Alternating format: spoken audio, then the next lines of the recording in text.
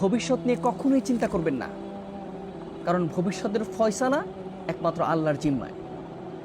আল্লাহ ছাড়া কখনোই ভবিষ্যৎ সম্পর্কে কোনো ব্যক্তি অবগত নন। এই জন্য আগামীকাল আপনার সাথে কি ঘটবে সেটা একমাত্র আল্লাহ তাআলাই ভালো জানেন। ভবিষ্যৎ নিয়ে কখনোই পেরেশান হয়ে যাবেন না, আমি এটা করব সেটা করব। একজন মানুষের ভবিষ্যৎ নিয়ে পরিকল্পনাটাই একজন মানুষের সুখটাকে কেড়ে নেয়।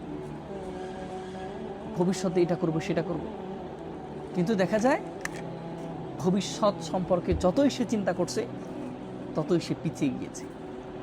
কারণ একমাত্র ভবিষ্যৎ আল্লাহর হাতে। আল্লাহ যেটা পরিকল্পনা করেন সেটাই সবচেয়ে উত্তম। আল্লাহ বলছে আল্লাহু খায়রুল মাকিরিন, আমি আল্লাহ উত্তম পরিকল্পনাকারী। আমি যার জন্য যেটাই পরিকল্পনা করি সেটাই তার জন্য বেস্ট। আল্লাহর যে পরিকল্পনা এটা আমাদেরকে গ্রহণ করতে হবে। আর যে ভবিষ্যৎ পরিকল্পনা এটা একমাত্র আল্লাহ তাআলা ছাড়া কেউ জানেন না। কালকে আপনি মারা যাবেন,